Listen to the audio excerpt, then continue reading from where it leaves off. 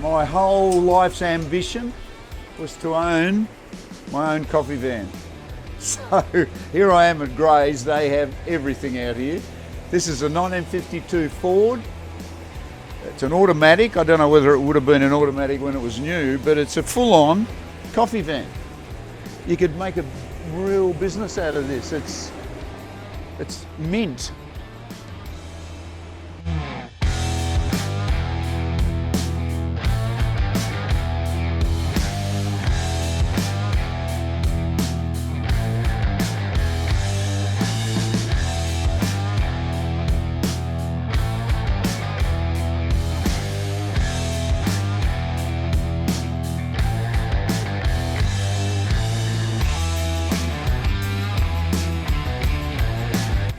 So here we are, ready to go.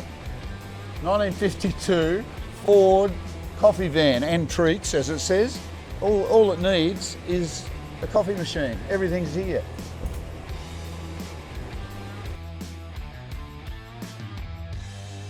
So if you'd like to keep up with everything that's happening in our classic car and bike department, why don't you join our Facebook page, Gray's Classics Cars and Bikes.